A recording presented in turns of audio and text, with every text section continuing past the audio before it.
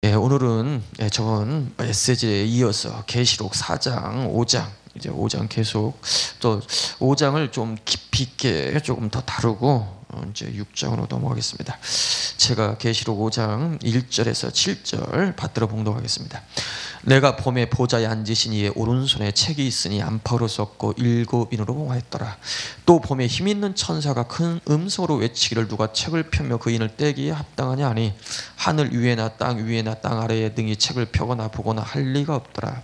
이 책을 펴거나 보거나 하기에 합당한 자가 보이지 않기로 내가 크게 울었더니 장로 중에 하나가 내게 말하되 울지 말라. 유대 지파의 사자 다윗의 뿌리가 이기었으니 이 책과 그 인을 떼시리라 하더라. 내가 또 보니 보좌와 내 생물과 장로들 사이에 어린 양이 섰는데 일찍 죽임을 당한 것 같더라. 7뿔과 7눈이 있으니 이 눈은 온 땅에 보내심을 입은 하나님의 7영이더라. 어린 양이 나와서 보좌에 앉으시니 오른손에서 책을 취하시니라. 아멘. 오늘은 두 감람나무의 이제 비밀이라는 말씀을 가지고 신학의 예언인 천국복음, 신학의 예언인 천국복음, 계시록에 예언됐던 신학의 복음, 천국복음에 대해서 한번 같이 말씀을 우리 나누겠습니다. 이 요한계시록은 다시 말씀드리지만은 신학의 참 이스라엘인 교회에게 하나님의 아들이 예언한 신학의 복음인 천국 복음을 예언하고 있다. 신학의 예언은 천국 복음이에요. 이제 복음은 두 종류가 있는데 이 구약의 복음이 있고 신학의 복음이 있다. 구약의 복음은 뭐냐? 바로 선지자들에게 전해졌던 그 복음, 메시아에 관한 거예요. 그 메시아에 관한 것이 구약의 예언인데 그 메시아에 관한 구약의 복음이 그 예언이 성취됐는데 그게 예수예요. 그래서 예수는 구약의 복음의 성취고 구약의 복음의 핵심이다. 그 하나님의 아들이 오셔서 또 예언을 합니다. 이 예언은 바로 신학의 참 이스라엘인 교회에게 예언한 거예요. 교회. 그 교회에게 뭘 예언했느냐? 믿는 자는 하나님의 성전으로서 이 창조 세계에 믿는 자 안에 하나님이 성전 삼고 돌아오신다. 창세기 3장에 하나님이 사람이 죄를 범해서 그 결과로 하나님이 사람에게서 떠나고 이 세상에서 이 만물에 떠났는데 그 만물에서 세상이 하나님의 백성들에게서 떠났는데 하나님이 돌아오신다. 그게 복음이에요. 돌아오시는데 성령 하나님이 먼저 돌아오셔서 하나님 나라가 시작되는데 그게 바로 교회 시대 가운데 있는 바로 교회다. 그리고 성자 하나님이 장차 돌아오심으로 하나님 나라가 과정을 거치는데 그것이 천년왕국에 있는 사랑하는 성이라 한다. 그리고 천년왕국을 통과한 부활한 성도에게 마지막에는 성부 하나님까지 돌아오신다는 거야. 성부 하나님까지 돌아오심으로 바로 믿는 자가 이 창조 세계에 하나님이 거하시는 지성소로 완성이 되는데 그것이 새 예루살렘이라 한다는 거죠. 그 결과로 바로 이 만물도 썩어짐에서 해방돼서 성부 하나님이 창조세에 믿는 자까지 오심으로 그 생명, 그 만물의 근원이신 성부 하나님의 생명의 역사가 교회를 통해서 만물을 적시게 되고 그 결과로 이 만물이 썩어짐에서 해방돼서 바로 이 만물이 새롭게 되고 하나님과 바로 성도가 거해서 영원히 왕노를 할 세상으로 바뀐다. 그것이 새하늘과 새 땅이다 라는 거죠. 그래서 천국복음이라는 것은 바로 성령이 돌아오시고 창조세계 성자도 돌아오시고 성부까지 돌아오시면 이 창조세계가 바로 하나님의 나라가 된다는 거예요. 하나님 나라가 다른 게 하나님 나라가 아니라 하나님이 계신 곳, 하나님의 보좌가 있는 곳, 그리고 하나님의 영광이 가득한 곳이 하나님 나라예요. 하나님이 이 창조세계에 성령이 돌아오시고 성자가 성부까지 돌아오시면 이 만물이 하나님의 영광으로 가득하고 하나님의 생명의 역사로 이 우주 전체가 썩어짐에서 해방돼서 하나님의 영광을 노래하고 그리고 부활한 성도가 하나님과 더불어 영원토록 누릴 만한 바로 하나님의 나라가 된다는 거예요. 이것이 바로 요한계시록이 예언하고 있는, 그리고 하나님의 아들이 예언한 신학의 예언인 바로 천국복음의 핵심입니다. 여러분, 천국은 크게 보면 세 가지예요. 첫 번째, 천국의 씨가 되신 하나님. 두 번째, 천국의 씨를 받음으로 바로 천국으로 화하는 바로 교회, 성도들. 그리고 바로 성령과 성자가 성부까지 돌아오심으로 믿는 자와 하나님이 영원토록 바로 그 영원토록 누리고 살아가야 할 바로 그 새로운 부활 세상. 이것이 바로 성경에서 말하고 있는, 예수님이 피 흘려서 우리에게 주시길 원하는 천국의 바로 핵심 비밀입니다. 예수님이 몸짓고 피 흘려서 우리에게 주시길 원하는 첫 번째 천국은 하나님 자신입니다. 천국의 씨. 여러분, 수박씨를 뿌리면 그 밭은 수박밭이에요. 호박씨를 뿌리면 그 밭은 호박밭이 돼요. 천국의 씨를 받으면 그 밭은 천국의 바로 아들들이 되고 천국이 되는 거예요. 성경 고린도서 3장 9절에 바로 교회는 하나님의 밭이요 라고 해서 하나님의 밭. 하나님의 밭이기 때문에 천국의 씨인 하나님이 믿는 자 가운데 떨어짐으로 믿는 자 가운데 하나님 나라가 시작됐으니 그걸 교회라고 하는 거예요. 교회. 그리고 그 성령이 돌아오시고 성자가 성부까지 돌아오심으로 부활한 몸을 가지고 바로 살아가야 할, 영원히 누려야 할 세상, 부활 세상, 그것이 바로 하나님 나라라는 거죠. 그런데 그 하나님 나라가 성령이 오시고 성자가 오시고 성부까지 돌아오셔야 그 하나님 나라가 완성이 되고 예수님 피로 말미암아 우리에게 주시길 원하는 하나님 나라의 실제를 바로 맛보고 누리게 된다는 거죠. 그것을 예언한 것이 요한계시록이다. 이 놀라운 천국 복음이 뭘로 계시되냐면 계시록에서는 5장 1절에 아버지 오른손에 있는 7인으로 봉한 책으로 계시된 거예요. 사도 요한에게 성령이 감동돼서 사도 요한이 이에게 하늘문이 열립니다. 하나님의 보좌의 비밀이 보여요. 그리고 그 보좌에 아버지 하나님이 앉아 계시고 그 오른손에 안팎으로 글이 쓰여지고 7인으로 봉하진 책에 오른손에 꽉 오른손을 쥐고 있습니다. 그 책이 너무 중요한 거예요. 여러분 보세요.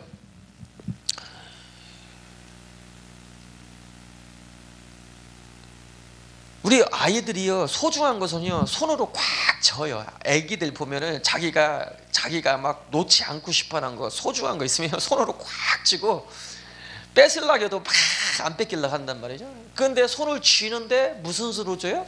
힘 있는 오른손으로 꽉 쥔단 말이에요. 소중하다는 거거든요. 소중하다. 여러분, 아버지 하나님이, 전능한 아버지 하나님이 오른손으로 꽉 쥐고 있다는 것은 그 내용은, 그 책의 내용은 너무나 비밀스러운 거, 너무나 중요하다는 거예요. 여러분, 그 정도가 아니라 7인으로 봉해졌다는 거예요. 7인으로. 여러분, 소중한 것은 다이아몬드 아니면 이 금괴가 있다가 하면은, 예, 아무도 모르는 장소에 보관을 해요. 보관하는 정도가 아니라 그 철문을 해가지고, 비밀번호를 막 몇 번에 걸쳐서 안정장치를 해가지고 다 그 보관하게. 그와 같이 이 아버지 하나님이요, 그 비밀한 하늘에 계시고 그 비밀한 보좌에 앉아 계시는데 그것도 오른손으로 그 책의 내용이 얼마나 주면 또 손으로 꽉 쥐고 있어. 감싸고 있어. 감싸는 정도가 아니라 7인으로 비밀번호를 딱 쳐가지고 7인으로 꽝 쳐가지고 누구도 열지 못하도록 딱 만들었다. 너무나 중요하다는 거죠. 사도 요한이 그걸 알고 그 책을 펴거나 읽기에 합당한 자가 없다. 하늘 위에나 땅 아래나, 땅 위에나 땅 아래 어느 누구도 없다 하기서 크게 웁니다. 왜? 너무 중요하다는 걸 알고 있거든요.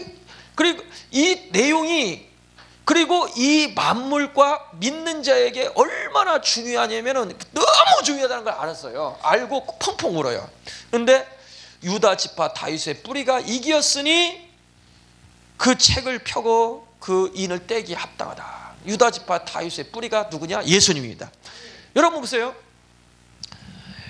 근궤가 있으면요, 그 근궤를요 아무나 안 알려줘요. 그 근궤 있는 데를 정말 믿을 만한 사람, 자기 생명을 줘도 아깝지 않는 사람에게만 자기가 숨겨놓은 장소를 알려줄 거 아니에요. 아무나 안 알려줄 거예요. 그 비밀번호 누가 알려주겠어요? 예? 그런데 아버지 오른손에 있는 그 비밀한 내용, 그 비밀, 너무 중요한 비밀한 내용을 아무도 안 알려주는데 그 책을, 그걸 읽기에 합당한 분이 있다. 그 누구한테 그 비밀을 주셨냐? 예수님에 주셨어요. 예수님한테. 왜? 예수님만이 아버지의 마음에 꼭 들고 아버지께서 가장 사랑하는 분이다라는 거예요. 예수님이 침례 받고 올라오실 때 하늘에서 이는데 사랑하는 아들이라.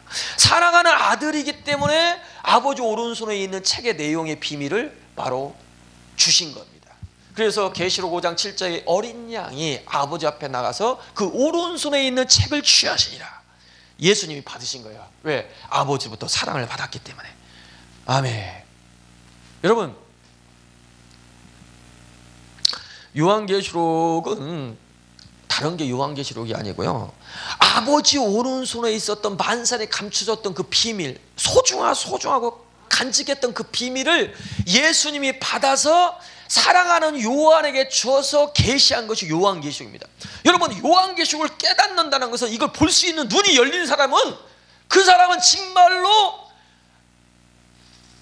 아버지가 예수님을 정말로 사랑해가지고 예수님한테만 그걸 딱 보여줬는데 그 예수님과 같은 동일한 사랑을 받는 사람이야, 그 사람은. 여러분, 이 요한계시록을 듣고 깨닫고 이걸 아멘이 되는 사람은요 정말 복 있는 사람입니다. 복 있는 사람.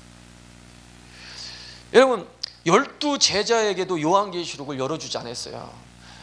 여러분, 12제자 중에 가장 사랑하는 제자 3명이 있었어요. 그 3명 중에 사도 요한이 있지 않습니까? 사도 요한이 그리고 젊었을 때 이 비밀을 알려주지 않았어요. 세월이 쫙 흐르고 3년 반 동안 예수님의 생애를 경험하고 이 사도들이 쓴 책을 다 협력하고 초대교회 모든 고난을 다 통과하고, 그리고 나이가 찌시 드셔가지고 이제는 곧 아버지 앞에 갈 상황, 그때쯤 돼가지고 영적으로 최고봉에 이르렀을 때, 최고봉에 이르렀을 때 예수님이 나타나서 아버지 오른손에 있었던 꼭꼭 만세전부터 숨겨놨던 사랑하는, 오직 유일하게 하늘 위나 땅 아래 그런 분이 없는데 오직 유일하게 사랑하는 이 예수님에게 그걸 딱 주셨는데, 그 예수님이 그걸 받아가지고 아, 이제는 너는 됐다, 내 마음과 합한 자다. 그리고 예수님이 마지막에 나타나서 사도 요한에게 그걸 계시한 것이 요한계시록인 거예요. 이 요한계시록에 그 아버지 오른손에 있었던 책의 내용이 실상은 뭐냐? 실상은 하나님의 아들이 예언한 천국복음이라는 거예요. 성령이 오시고 성자뿐만 아니라 이 창조세계 성부까지 오신다. 오심으로 하나님 나라가 완성되는데 하나님 나라가 도대체 뭐냐? 그것이 바로 성번 하나님까지 오심으로 하나님 나라가 완성되는데 그것이 교회의 최종 완성의 새 예루살렘이, 그것이 바로 하나님 나라의 중심인 지성소인 바로 새 예루살렘이다. 그 결과로 이 만물이 부활할 거다. 이 부활 세상, 썩어짐에서 해방돼서 하나님의 아들들의 자유 영광에 이르게 될 이 부활 세상이 바로 하나님 나라다. 이것이 예수님의 피로 말미암아 주시길 원하는 하나님 나라. 하나님 나라는 첫 번째 피 흘려서 주길 원하는 하나님 나라, 하나님의 믿는 자가 받아야 할 기업. 그 기업이 뭐냐? 그것이 첫 번째는 하나님 자신이다. 천국의 씨, 하나님이 우리의 기업인 걸 믿으시기 바랍니다. 여러분, 기업을 통해서 우리가 먹고 마시잖아요. 기업을 통해서 우리가 먹고 마시고 우리가 삶을 누리게 돼요. 여러분, 하나님은 우리의 기업입니다. 바로 하나님은 우리에게 참된 양식이요 음료요 참된 누림이요 우리의 기업이 되시는 거예요. 그래서 믿는 자, 예수님 피 흘려서 주시길 원하는 기업은 첫 번째 하나님 자신이에요. 하나님 자신. 하나님 자신이 우리에게 영원한 기업이 되시기 위해서 우리에게 찾아오시는 거예요. 성령이 찾아오시고 성자 찾아오고 마지막은 성부까지 찾아오셔서 우리에게 영원한 기업이 되실 것이다. 그것뿐만 아니라 하나님이 찾아오심으로 그 하나님의 생명의 역사가 바로 이 만물 가운데 나타난다. 그 생명의 역사로 보이지 않는 하나님의 신성과 능력이 이 만물 가운데 꼽힘으로 이 만물이 다 소생하고 이 만물이 하나님의 영광이 되므로 믿는 자가 보이지 않는 하나님의 영광인 이 만물, 새롭게 된 만물, 보이지 않는 하나님의 신성과 어떠함을 완전히 나타내는 이 만물을 영원히 누리고 왕노릇하는 바로 그 부활 세상이 믿는 자에게 주어질 기업이고 하나님 나라다. 이것이 요한계시록이 말하기를 원하는 내용이다. 이것이 바로 아버지 오른손에 있는 내용으로서 성부 하나님까지 오실 때 바로 예수님 피로 말미암아 주시길 원하는 그 만물의 회복, 그리고 부활 세상에서 왕노라는 그 축복, 왕권, 그 예수님 피로 말미암아 약속된 그 복을 영원히 누리게 된다는 거죠. 이걸 계시하고 있는 것이 요한계시록이고 아버지 오른손에 있는 바로 천국 복음의 비밀이다라는 거죠. 자, 이 계시록 5장을 이해를 하려면은 계시록 스가랴서 4장을 이해를 해야 돼요. 자, 스가랴서 4장에 어떤 말씀이 있느냐? 4장 1절부터 내가 읽어드립니다. 내게 말하던 천사가 다시 와서 나를 깨우니 마치 자는 사람이 깨우임인 같더라. 그가 내게 묻되 내가 무엇을 보느냐? 내가 대답하되 내가 보니 숭금 등대가 있는데 그 꼭대기에 주발 같은 것이 있고 또 그 등대에 7 등잔이 있으며 그 등대 꼭대기의 등잔에는 7 관이 있고 그 등대 곁에 2 감람나무가 있는데 하나는 그 주발 우편에 있고 하나는 그 좌편에 있나이다 하고 내게 말하는 천사에게 물어가로되 내 주여 이것들이 무엇이니까? 내게 말하는 천사가 대답하되 가로되 내가 이것들을 무엇인지 알지 못하느냐? 내가 대답하되 내 주여 내가 알지 못하나이다. 여러분, 스룹바벨에게요 금등대를 보여줘. 금등대. 그리고 좌우에 2 감람나무인데 금기름을 그 등대에 공급해줘요. 그러니까 이 2 감람나무, 등대에 금기름을 공급하는 2 감람나무가 무엇입니까? 여쭤봐요. 근데 물어보는데 이것을 이제 설명을 하는데 이 2 감람나무가 도대체 뭐냐? 예? 여러분, 2 감람나무가 도대체 뭐냐? 이걸 잘, 오늘 이제 제목이 2 감람나무의 비밀인데 이 2 감람나무가 도대체 뭐냐? 여러분, 먼저 금등대가 뭐냐면 금등대는 교회를 상징해. 교회. 계시록 1장 20절에 예수 그리스도 오른손에 7별과 7 금촛대가 있는데 7 금촛대는 7 교회예요. 아멘. 여러분, 금촛대는 교회를 상징해. 교회. 여러분, 교회. 여러분, 근데 금종대인데 촛대는 촛대인데 금촛대. 금은 변하지 않고 쇠하지 않는 하나님의 자신, 이 하나님 자신을 상징합니다. 하나님의 속성, 하나님의 본질을 상징해요. 여러분, 교회는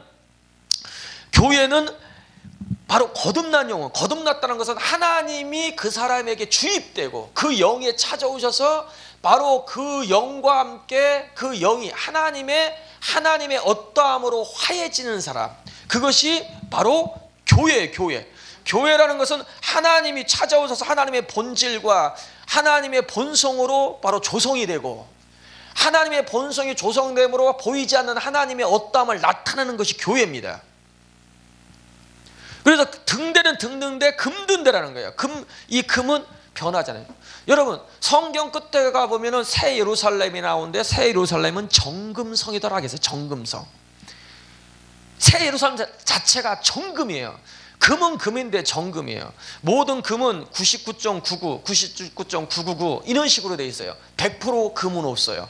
100% 금은 없는데 새 예루살렘은 정금이더라. 여러분, 흑은 바로 이 죄에 속한 흑에 속한 이 죄성을 가리켜요. 죄성. 상징적으로 아담이 죄를 범했을 때는 흑인이 흑으로 돌아갈지어다 하는 거면 바로 우리 몸에 바로 죄가 들어왔다는 거예요. 죄가 연합됐다는 거야. 바울이 고백합니다. 나는 마음으로 하나님의 법을, 내 육신은 죄의 법을 섬기는도다. 이 죄의 법이, 육신에 있는 죄의 법이 이 마음의 법을 섬기는도다. 이 육신은, 그 육신은 흙을 상징하고, 흙은 바로 죄를 상징하는 거예요. 그런데 여러분, 교회는요, 하나님이, 성령이 찾아오시고 성자가 찾아오시고 성부까지 찾아오심으로 결국 교회가 뭐가 되면, 교회의 불순물이, 흙에 속한 죄가 완전히 제거되고, 성경 끝에 가보니까 교회가 뭘로 세워지냐면 완전히 정금이 됐다. 이 정금성이다. 정금성. 다시 말해서 보이지 않는 하나님의 신성과 능력과 하나님의 어떠함을 완전히 하나님의 어떠함에 빛을 발하는 하나님의 우주적인 등대가 된다는 거야. 이게 정금이, 정금. 여러분, 촛대가 최종적으로 완성이 되는데, 이 촛대라는 것은요, 빛을 발하죠. 그 빛을 뭘 발하냐면, 그 빛은요, 하나님의 어떠함을 나타내는 거예요. 하나님. 그런데 그 빛을 발하려면 반드시 뭐가 필요하냐면 기름이 필요해요. 기름. 그런데 그 기름은 좌우에 있는 감람나무가 기름을 공급하는데, 무슨 기름을 공급하냐? 금기름을 공급한다라는 게 금기름. 여러분, 금은 하나님 자신을 상징하고 있어요. 여러분, 우리가 간증할 때 조심해야 돼요. 왜 조심하느냐? 여러분 보세요. 복음이라는 것은요, 뭐가 복음이냐면 하나님이 누구신 것과, 하나님은 무엇을 행하신 것과, 무엇을 행하시고 계시는 것과, 무엇을 행하실 것인지 하나님을 증거하는 것이 복음이에요. 그런데 우리가 간증을 까딱 실수하면은 자기 의를 드러내요. 성경은 인간은 의가 아니고, 인간은 선이 아니고, 인간은 진리가 아니고, 오직 하나님만이 선이요, 하나님만이 참이요, 하나님만이 진리요, 하나님만이 바로 본질이라는 거야. 실체라는 게 실체. 사람은 오히려, 사람은 냄새나는 죄다. 그리고 먼지다. 지령이다.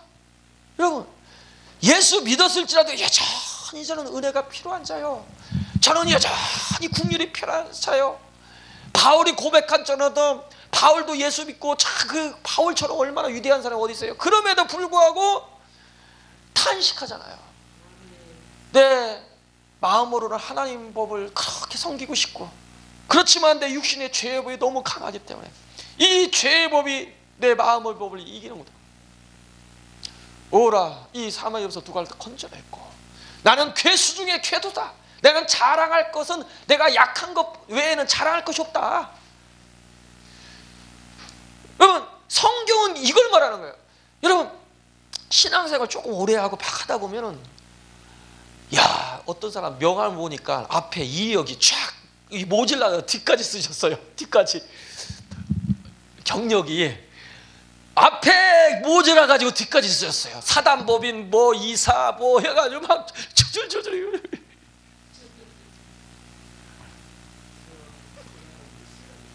예, 아니 뭐 있어요. 상관없어요. 뭐 나쁘다는 얘기는 아니고, 저도 뭐 예전에 그거 쓰고 드리는데 그 뭐 괜찮아요. 근데 지금 얘기하는 건 성경에서 우리에게 다루시는 내용이에요. 성경은 율법을 예수님이 마태복음 5장부터 7장까지 쫙 주신 이유는 뭐냐면, 인간에게는 의의가 없다. 야, 너 사랑 있느냐? 그러면 오른뺨을 주는 왼편을 대. 원수가 거둘러 속옷까지. 아, 너 사랑이 정말 있어? 있어? 조금이라도 있는 것 같아? 그래? 너 그러면은, 야, 너 누구든지 너희가 꾸고자 하면은 거절하지 말고 줘. 거절하지 줘. 너 거절하지 않으면은, 거절했으면 너는 정말 사랑 있는 거 아니야. 야, 줬어? 그래도 사랑 있어? 있는 것 같아? 있는 것 같아? 있어요. 있는 거 조금 있는 것 같은데요. 그래? 그래. 그러면은 네가 너를 해코지하고 너를 사기 쳐먹는 일 있어? 내 친척이라든지 내 형제끼리 누가 해가지고 조금이라도 손해 보게 한 거 있어?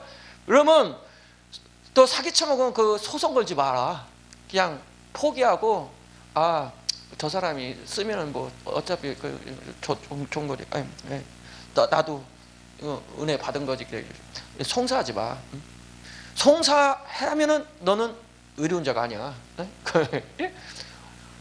아니 그렇게 그래도 너 의인이야? 너 좀 거룩한 것 같아?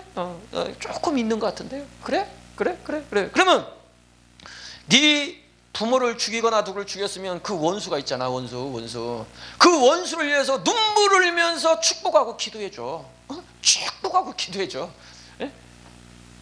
야, 너희가 악할 자는 자식의 좋은 줄 알거든. 너 이방인들 세상 사람들도 너를 잘해주는 사람에게 잘해주고 다 그런다.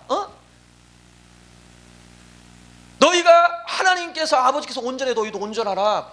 너희 원수를 위해서 기도하지 않으면은 너는 이방인과 똑같은 거야. 이방인도 너를 잘해주면 그 사람이 잘해주고 못하면 그렇게 하고 똑같은 거 아니야? 그럼 너도 그렇게 하면 너 똑같은 거야.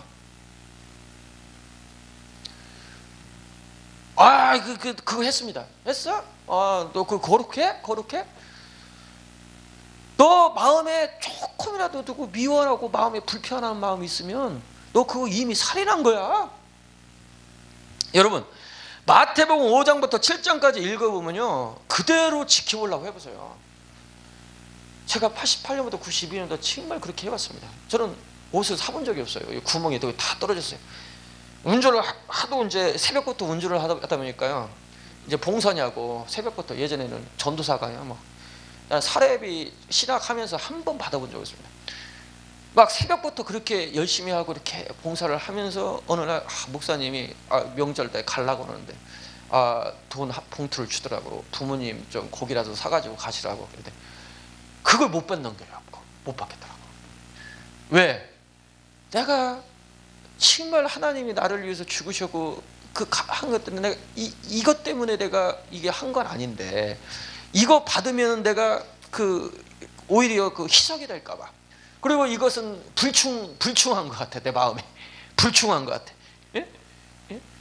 살려준 것도 감사한데, 하나님의 은혜를 값없이 이렇게 어마어마한 을 받았는데 내가 뭐라고? 내가 뭐라고? 근데 뭐 그렇게 했다고 뭐 그게 뭐 그래. 여러분, 그런데 이제 우리가 신앙생활을 오랫동안 하다 보면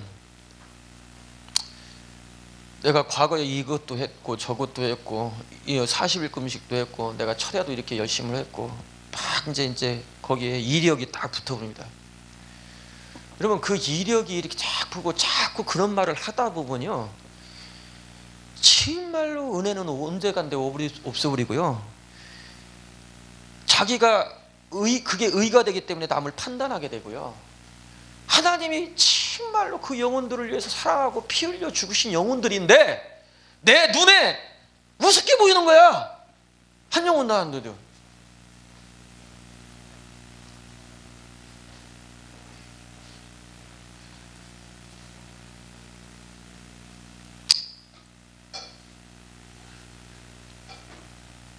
그래서 이 순수한 정금이 되시길 우리가 하나님께 이제 긍휼을 구하고, 또 성령, 성자, 성부까지 오실 때는 정금이 아니다라는 걸 자기가 깨달으길 원합니다.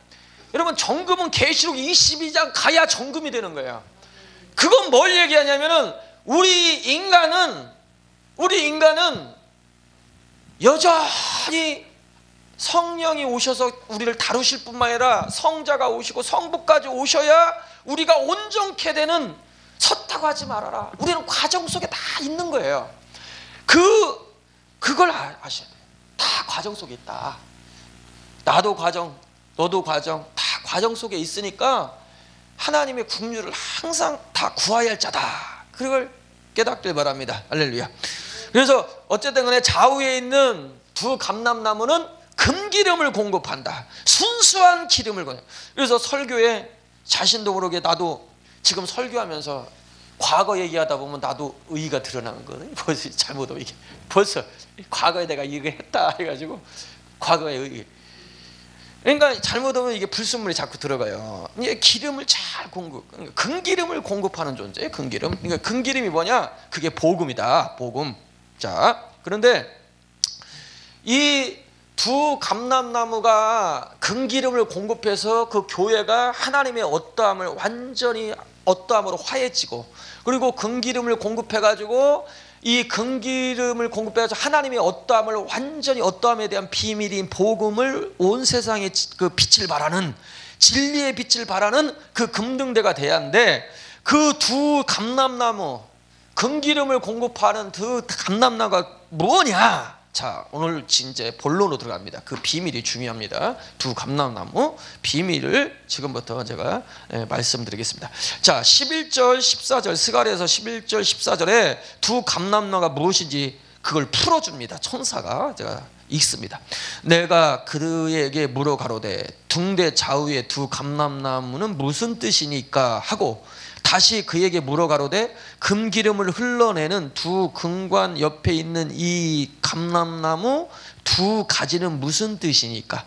그가 내게 대답하여 가로되 내가 이것을 무엇인지 알지 못하느냐? 대답하되 내 주여 알지 못하나이다. 가로되 이는 기름 발리운 자 둘이니 온 세상에 주 앞에 모셔 섰는 자니라 하더라. 두 감람나무가 무엇인지 물어보니까 설명을 하는데, 설명을 들어봐도 이게 도대체 뭔지 모르겠어. 설명을 하는데 설명이 뭔지를 모르겠어. 그렇잖아요. 두 감람나무는 뭐냐? 기름 발리운 자 둘이니 온 세상에 주 앞에 모셔 섰는 자라, 딱 이렇게 정의를 냅니다. 두 감람나무는 기름 부음 받은 자라는 거예요. 그러면 이 기름 부음 받은 자, 등대에 기름을 공급하는 그 두 감람나무가 기름 부음 받은 자인데, 둘인데 도대체 이 둘은 누굴 가리키는 거냐? 첫 번째, 여호수아와 바로 스룹바벨을 가리킵니다. 여러분, 스가랴서는 바벨론에서 여호수아가 이스라엘 포로했던 유대 백성들을 이끌고 예루살렘에 돌아와 가지고 성전의 기초를 놓았던 인물이 여호수아예요. 그 기름 부음 받은 자예요. 첫 번째. 그런데 환경에 방해가 있어요. 엄청난 방해. 예루살렘 성전 건축을 좋아하지 않습니다. 주위에서. 왜? 예루살렘 성전 건축되면 강력한 자기들의 어떤 위협이 될 수 있다라는 생각을 가진 사람들이 주위에 있었어요. 많이 나라에. 그래서 방해도 많이 했어요. 그래가지고 결국은 성전을 건축하지 못합니다. 그래서 16년 동안 기초만 놓고 방치해요. 그래서 이거 하나님이 함께 하시면 이거 질 수 있는데 이거 방해하고 이거 안 되는 거 보니까 하나님 뜻이 아닌가 보다 하고 그냥 방치하고 16년 동안 자기 무엇을 먹을까 자기 집 세우는데 빨랐어요. 그런데 다시 하나님이 찾아와서 바로 스룹바벨에게 하나님이 기름 부으셔서 그를 통해서 바로 성전 기초를 놓았던 그 위에 성전을 완성하라 라는 내용이 바로 스가랴서의 내용이에요. 그래서 이 금등대는 바로 성전, 신학에 와서는 그 교회를 예표하는 건데, 금등대, 이 성전을 가리키거든요. 상징적으로. 예, 그 성전을 짓는데 성전에 기름을 공급하고 하는 그 두 감람나무는 기름 부음 받은 사람 두 사람이라는 것은 뭐냐면, 그것이 첫 번째는 여호수아와 스룹바벨을 상징적으로 표현한 거야. 첫 번째는. 그러면 여호수아와 스룹바벨이 도대체 신학에 와서는 누굴 예표하느냐? 이게 굉장히 중요한 바로 감람나무의 비밀이에요. 이 감람나무의 비밀을 깨달아야 요한계시록의 그 가운데 있는 핵심적인 그 진리, 그 비밀을 깨달을 수가 있어요. 여러분, 계시록의 굉장히 중요한 부분을 지금 제가 풀기 위해서 스가랴서 4장을 지금 풀고 있는데, 자 보세요. 옆에 있는 두 감람나무는 첫 번째 누굴 이야기한다? 바로 스룹바벨 성전의 기초를 놓았던 첫 번째 여호수아. 그리고 두 번째 성전을 스룹바벨 성전을 완성할 바로 스룹바벨을 바로 첫 번째 이야기를 한 거다. 자, 지금부터 이제 어려운 내용을 제가 설명을 드립니다. 잘 보세요. 5절에 내게 말하는 천사가 대답해 가로되 내가 이것들이 무엇인지 알지 못하나이다. 내가 대답하되 내 주여 내가 알지 못하나이다. 여러분, 두 감람나무가 무엇인지 물어본단 말이에요. 물어보는데 대답이 6절에 신기한 말씀을 하죠. 갑자기 그가 내게 일러가로되 여호와께서 스룹바벨에게 하신 말씀이 이러하니라. 만군의 여호와께서 말씀하시되 이는 힘으로 되지 않고 능으로 되지 않고 오직 나의 신으로 되느니라. 큰 산아 내가 무엇이냐. 내가 스룹바벨 앞에서 평지가 되리라. 그가 머릿돌을 내어놓을 때에 무리가 외치기를 은총은총 그에게 있을지어다 하리라 하셨고. 자 보세요. 두 감람나무가 무엇이니까 질문을 하니까 갑자기 두 감람나무가 무엇인지 설명하는데 어떻게 설명하냐면 이는 힘으로 능으로 되지 않고 여호와의 신으로 되니라. 머릿돌을 내어놓으라. 은총은총할지어다. 갑자기 그 말씀이에요. 이게 무슨 뜻이냐. 두 감람나무를 설명하는데 두 감람나무가 무엇인지를 지금 설명하고 있는 거예요. 여러분 보세요. 두 감람나무 중에 첫 번째 감람나무가 뭐냐면 여러분 머릿돌입니다. 머릿돌. 여러분 머릿돌이 뭡니까? 머릿돌은 예수님을 상징해요. 머릿돌이신 예수 그리스도. 베드로전서에 했잖아요. 예수님이 머릿돌이시에요. 기초돌이십니다. 여러분 두 감람나무 중에 한 감람나무는 신학에 오면 첫 번째 뭘 상징적으로 뭘 상징하고 있는 거냐면은 바로 머릿돌이신 예수님을 상징합니다. 여러분 여호수아가 머릿돌을 놓은 거예요. 기초돌을 놓은 거예요. 여호수아가 첫 번째 기름 부음 받은 자로서 감람나무를 예표하고 있는데 이 감람나무를 예표하는 여호수아가 한 역할이 뭐냐면 머릿돌을 내어놓는 거예요. 기초돌을. 그 기초돌이 신학에 와서 누구다? 예수인 거예요. 여러분 교회에 기름을 공급하는 그 감람나무는 바로 뭐냐면 첫 번째 예수십니다. 믿으시면 아멘. 구약의 복음이 예수예요. 예수. 구약의 복음의 성취는 예수예요. 예수. 그러면서 또 감람나무를 계속 설명을 해요. 뭐라고 설명을 하느냐면은 여호와의 말씀이 또 내게 임하여 가라사대 스룹바벨 손에 이전에 지대를 놓았은즉 그 손이 또한 그것을 마치리라 하셨나니 만군의 여호와께서 나를 너희에게 보내신 줄을 내가 알리라 하였느니라. 작은 일에 날이라고 멸시하는 자가 누구냐. 이 일곱은 온 세상에 두루 행하는 여호와의 눈이라. 다림줄이 스룹바벨 손에 있음을 보고 기뻐하였느니라.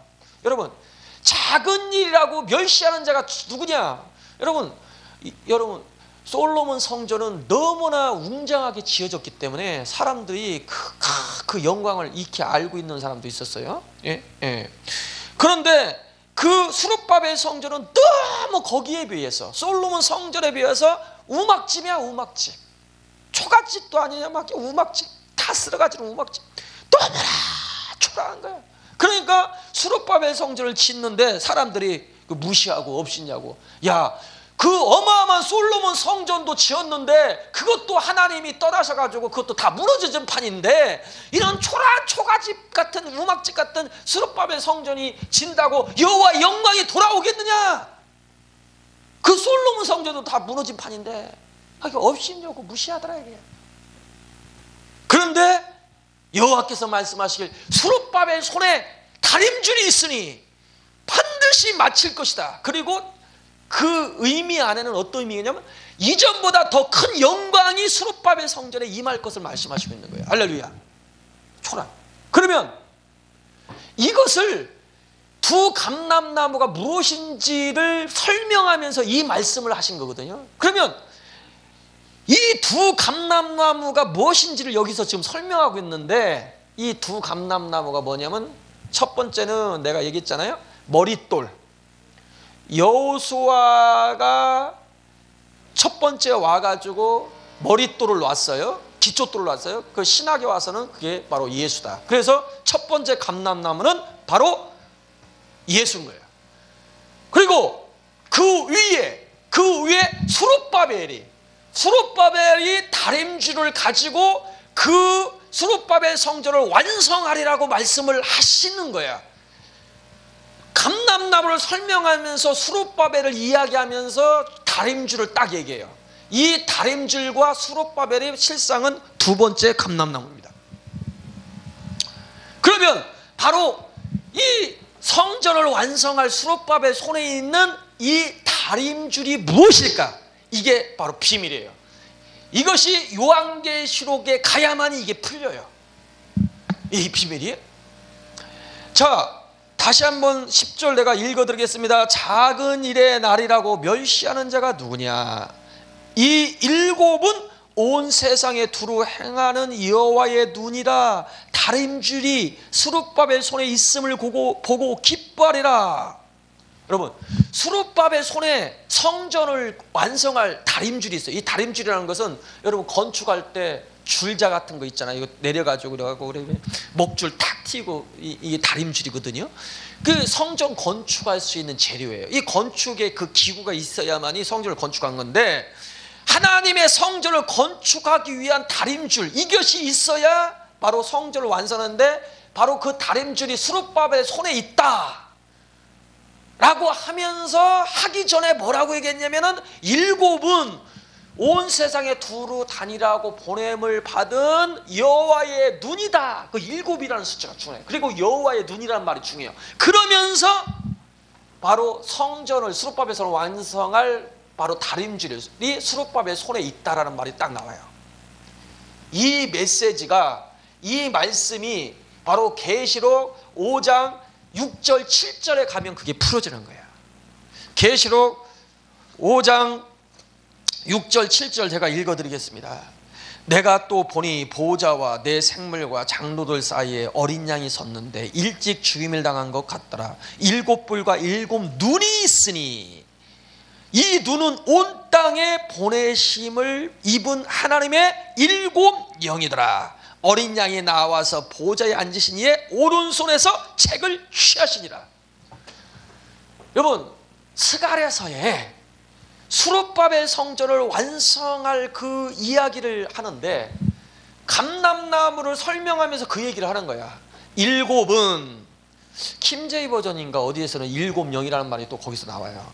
일곱은 온 세상을 두루 다니라고 보냄을 받은 바로 여호와의 눈이다. 여호와의 눈이란 말이에요. 일곱 눈이란 한마디로 일곱 눈. 예? 일곱 눈. 그러면서 수룹바벨 손에 다림줄이 있다는 말이 나와요. 여러분, 그런데 계시록 5장에서는 바로 어린 양의 눈은 일곱이고 이 일곱 눈은 온 땅에 보냄을 입은 바로 일곱 영이라 말씀하시면서 어린 양이 아버지 오른손에 나가서 오른손에 책을 취하시니라 말이 나와요. 여러분, 이게 무슨 뜻이냐면요, 바로 수룹바벨 성전을 완성할 그 다림줄이 실상은 뭐냐면 아버지 오른손에 예수님이 나가서 취하셨던 일곱인으로 봉했던 그 책입니다. 이 책이 실상은 뭐다? 천국복음이에요.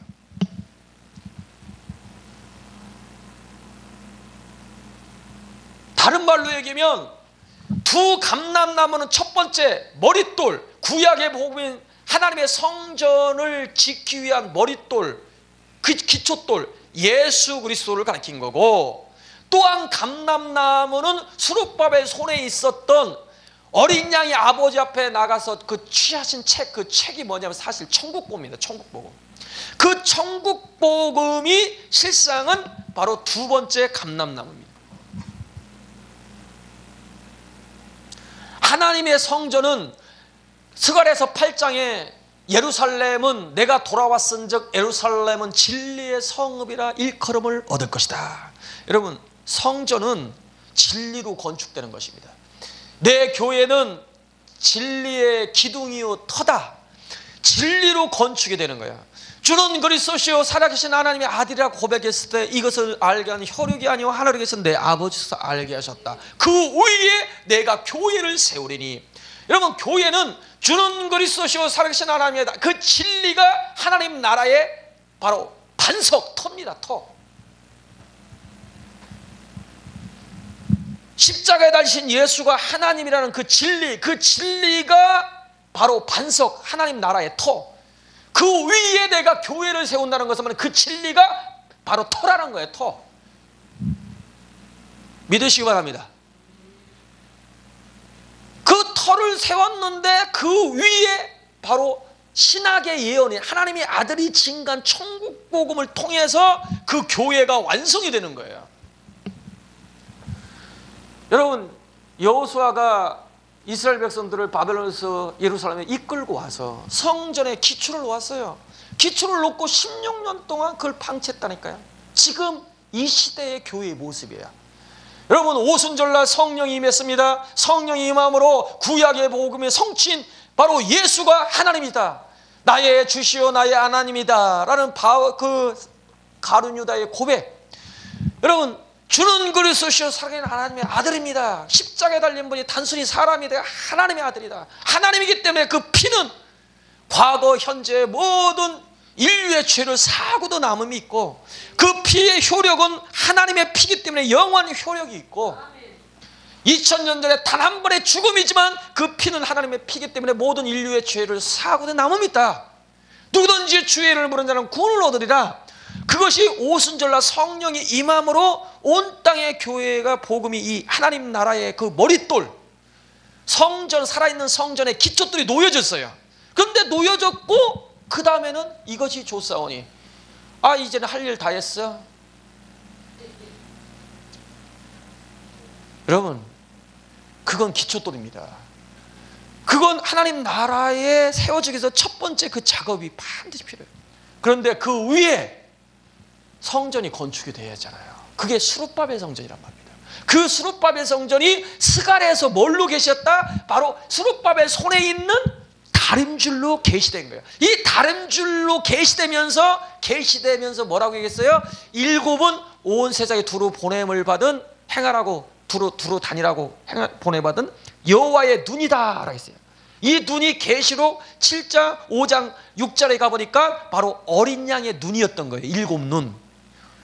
어린 양의 일곱 눈은 어떤 눈이냐? 바로 아버지 오른손에 있었던 만세에 감췄던 유일한 일곱으로 봉한 책의 내용을 봤던 눈이에요. 그 봤던 눈. 그 본 눈이 실상은 이 땅에 보냄받은 일곱 영이다. 이게 무슨 뜻이에요? 일곱 영의 역사와 함께 바로 아버지 오른손에 있었던 책의 내용을 어린 양의 그 눈으로 봤는데 그 내용을 전달한 것이 요한계시록이고, 그 요한계시록이 천국복음인데 이 천국복음이 이 땅에 보냄을 받은 어린 양의 일곱 눈, 아버지 만세 전에 보았던 그 책의 내용을 봤던 그 일곱 눈, 그 일곱 눈이 이 땅에 보냄받은 일곱 영으로서 그 일곱 영이 역사할 때 아버지 하나님의 오른손에 있는 책의 비밀인 천국복음을 보게 되고, 그걸 통해서 마지막 성전 수룹바벨 성전이 완성될 거다는 거예요. 그 완성돼야 바로 예수님 이 땅에 바로 그 성전 삼고 오신다는 거예요. 구약의 크게 성전은 두 가지로 결론해요. 헤롯 성전은 헤롯이 인간적인 방법으로 인간적인 목적을 가지고 지은 성전이기 때문에 제껴버리고, 하나님이 허락한 큰 성전은 크게 보면 두 가지밖에 없어요. 솔로몬 성전, 수룹바벨 성전이에요. 예표상으로 봤을 때 수룹바벨 성전은 오순절날 성령이 이른비 성령이 임하심으로 구약의 복음인 그 예수 머릿돌이 온 땅에 증거됨으로 기초가 딱 놓여지는 그것을 예표한 거예요. 수룹바벨 성전은 바로 마지막 시대 일곱 영의 역사를 통해서 아버지 오른손에 만세년을 궤했던 이 창조 세계를 향한 성령이 오시고 성자가 성부까지 오심으로 이 만물이 하나님과 성도가 영원히 거할 만한 한 나라로 화해지고, 믿는 자는 하나님이 거하시는 이 창조 세계 지성소가 될 것이고, 믿는 자는 부활한 몸을 가지고 하나님과 더불어 영원토록 부활 세상에서 왕노릇 할 것이다 라는 이 예언, 이 천국복음의 예언이 바로 실상은 수룹바벨 성전이 예언하고 있는 예표예요. 수룹바벨 성전은 마지막 시대의 일곱 영의 역사, 늦은 배 성령의 역사를 통해서 신학에 예언됐던 아버지 오른손에 있었던 만세전에 감추었던 비밀이 드러날 것이고 선포될 것이고, 모든 민족에게 증거되기 위하여 온 세상에 전파될 것이라는 그 예언을 하고 있는 겁니다. 마태복음 24장 14절. 이 천국 복음이 모든 민족에게 증거되기 위하여 온 세상에 전파되리니 그제야 끝이 올 것이다. 반드시 신학의 복음의 비밀은 드러나고 결국은 이 천국 복음이 온 세상에 증거될 것이다 라는 거죠.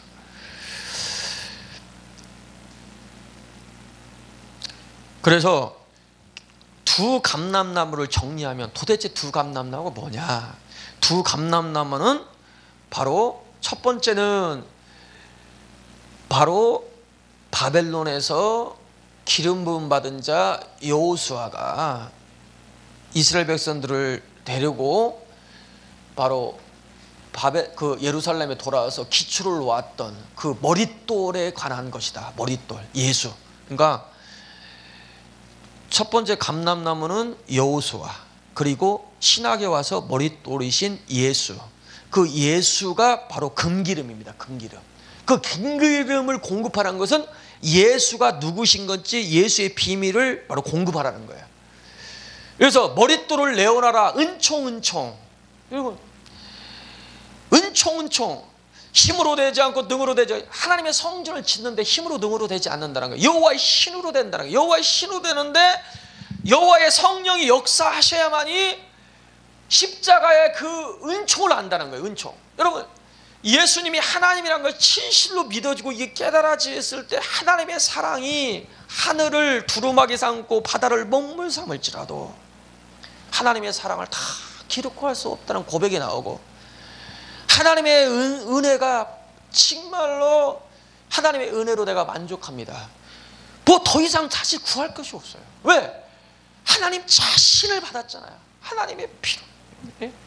은총. 그것이 하나님의 성전을 짓는 기초입니다. 여러분, 하나님의 성전의 중심에는 뭐가 있냐면 바로 시은자가 있어요. 시은자. 시은자의 그 안에 십계명, 만나, 아론의 쌈장 지팡이가 있어요. 십계명은 성부 하나님, 만나는 나는 하늘에서 내린 생명의 떡이다, 성자 하나님. 아론의 쌍난 지팡이는 부활의 능력이신 주 성령 하나님을 가리켜요. 그 성부, 성자, 성령님은 어디에 보상고 충만히 임하시느냐? 시은자에 임하시는 거예요. 시은자가 무엇입니까? 바로 하나님이신 예수님이 처녀의 몸은 마리아의 몸을 통해서 육신을 입고 사람 오셔서 십자가에서 세상죄를 지고 피 흘려 죽으신 어린 양이신 예수님을 계시하고 있는 거예요. 십자가에 달리신 분이 바로 하나님이고 그 세상죄를 지고 나의 죄를 십자가에 죽으셨다는 그 진리가 바로 하나님이 임재하는 바로 머릿돌입니다. 그 진리가 하나님 나라의 기초돌이에요. 주는 그리스도 살아계신 하나님이 그거예요. 그 위에 바로 성령이 오시고 성자가 오시고 그걸 보상고 성부 하나님까지 돌아오실 것이다라는 약속이 신학의 예언인 천국 복음이다. 성부께서 돌아오시면 결국은 하나님의 성전으로 완성이 되고 그 성전은 하나님의 영광이 가득한 것이다. 이 창조세계의 성자가 성령이 성부까지 믿는 자께 돌아오심으로 이 세상이 하나님의 영광이 가득한 세상이 될 것이다. 그걸 예언하고 있는 것이 바로 아버지 오른손에 있는 7인의 내용이고, 바로 이 스룹바벨 손에 있었던 바로 이 다림줄로 예표한 것이고, 그리고 두 감람나무, 오른편 왼편에 있는 그 감람나무, 그 감람나무를 예표하고 있는 거예요. 그러니까 두 감람나무는 구약의 복음이 예수, 신약의 복음은 천국 복음. 그리고 그 구약과 신약의 복음을 바로 받은 자가 또 누구냐면은 또 감람나무가 되는 거예요. 이게 중요해요. 계시록 11장에 보니까 두 감람나무, 여러분, 두 증인은 두 감람나무와 두 촛대라고 했어요. 여러분, 두 증인은 기름 부음 받은 자, 이 두 증인 있잖아요. 두 감람나무는 두 증인이라고 했는데 이 두 증인은 두 명을 가리키는 게 아니라 증인수지, 증인수. 왜? 두 감람나무는 두 촛대라고 하잖아요. 두 촛대. 촛대는 단체지 개인이 아니에요. 공동체입니다. 공동체. 그래서 두 증인은 증인 숫자로서 바로 마지막 시대에 아버지 오른손에 있었던 그 책을 그 스가랴서에 있었던 그 다림줄, 아버지 이 스룹바벨 성전을 완성할 아버지 오른손에 있었던 그 천국복으로 인침받은 받은 자들이 두 증인이고 두 감람나무라는 거예요. 이 감람나무가요, 다른 게 감람나무가 아니고 바로 기름인 구약의 복음과 신약의 복음을 받음으로 그 기름을, 구약의 복음과 신약의 복음인 그 기름을 공급할 수 있는 사람들이 실상은 두 증인입니다. 그래서 계시록에 보면은요, 예수님이 별이고 교회도 별이라고 했어요. 별. 계시록 1장 20절에 예수님의 오른손에 7별이 있는데 그 7별은 7교회 중에 있는 사자들이다. 쉽게 말해서 교회는 교회인데, 예수님을 믿으면 다 교회가 돼요. 교회인데 그 교회 중에서도 별이 있다는 거예요. 별. 그 특별한 별. 이 특별한 별은 뭐냐면 신학의 복음인 천국복음을 받은 자들입니다. 계시록 끝에 가보니까 예수님은 새벽별이라고 해서 새벽별, 광명한 새벽별이다. 내가 이 계시록 내가 읽어드리겠습니다. 계시록 22장에 보니까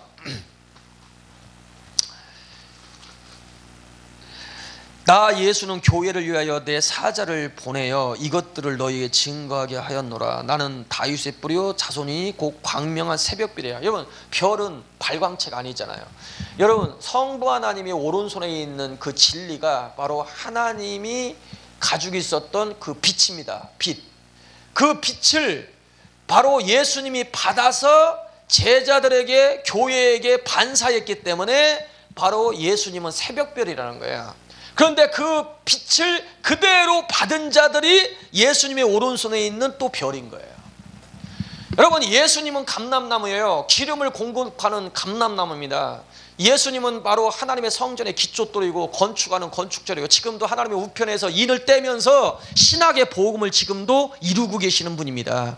그래서 예수님은 감람나무인 거예요. 감람나무인데 예수님이 바로 공급하는 그 기름을 받고 그 기름을 또 공급하는 사람도 또 감람나무라는 거예요. 증인, 두 증인은 두 감람나무다. 할렐루야. 그래서 계시록 5장이 풀리려면은 스가랴서하고 같이 딱 대조를 해야 이게 풀리는 거예요.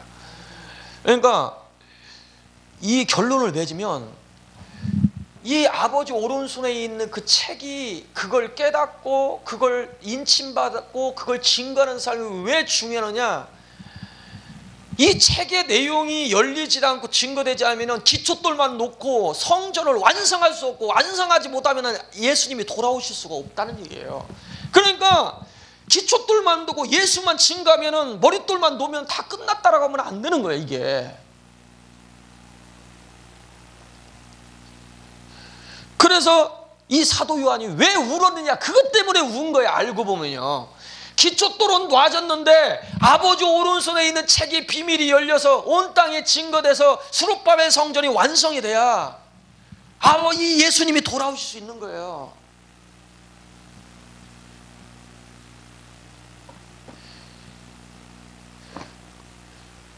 그런데 이 마지막에 오른손에 있는, 예수님의 오른손에 있는, 아버지 오른손에 있는 그 책을 취하셔, 이 천국봉을 취해가지고 사도 요한에게 계시했는데, 그게 요한계시록인데 지금까지 2000년 동안 요한계시록이 열리질 않은 거야. 천국이 무엇인지 모르고, 천국이 어떻게 시작돼서 이 창조세계의 어떤 과정을 통해서 어떻게 완성될 것인지 전혀 몰라요. 그런데 7영의 역사를 통해서, 7영, 어린 양의 7눈은 이 땅에 보냄을 받은 7 바로 영이라. 바로 예수님의 7눈은, 어린 양의 7눈은 아버지 오른손에 있는 책의 내용의 비밀을 본 유일한 눈이에요. 그 유일한 눈이 이 땅에 보냄을 받은 7영이라는 것은 7영의 역사가 있어야만이 예수님이 오른손에 있었던, 아버지 오른손에 있던 책의 내용의 비밀인 요한계시록의 비밀을 볼 수가 있게 되는 거예요. 이 시대가 바로 그 시대예요. 지금 열리기 시작했다는 거예요. 열리고 이 천국복음이 온 땅에 증거하는 시대가 된 거예요. 이 천국복음을 받은 자는 별이 됩니다. 이 천국복음을 받고 이 천국복음을 증거함으로 교회들에게 기름을 공급한다가 하면 그 사람이 곧 바로 감람나무인 거예요. 이 마지막 시대에 그 아버지의 소원을 간절히 스가랴서를 통해서 안타까운 거예요. 탄식, 기초만 높고 성전이 완성되지가 않고 있다는 그 하나님의 탄식수를 이 스가랴를 통해서, 계시를 통해서 여러분 들기 바랍니다. 이 사도 요한이 크게 울었다. 왜 울었느냐? 성전의 기초만 높고 성전을 완성할 아버지 오른손에 있는 책을 그걸 이해할 사람이 없고 그걸 증거할 사람이 없고 그 인을 뗄 사람이 없는 거예요. 울어오른 거예요. 이 마지막 시대 하나님은 누구를 찾고 있느냐? 바로 이 수룹바벨 성전, 마지막 성전을 완성할, 이 천국 통해서 완성할 사람을 찾고 있는 거예요. 일곱 역의 역사가 있음으로 말미암아 마지막 시대에 이 천국봉이 온 땅에 증거돼서 이 마지막 성전, 수룹바벨 성전, 다시 말해서 그것이 14만 4천입니다. 14만 4천은 바로 천국봉을 받아서 인침바로 말하면 이 건축된 이 살아있는 성전, 그것이 바로 14만 4천인 것입니다. 그 14만 4천의 부흥의 역사가 일곱 역 역사를 통해서 천국복음이 온 땅에 증거되므로 주님이 다시 오는 길이 예비되길 주 예수로 축복합니다.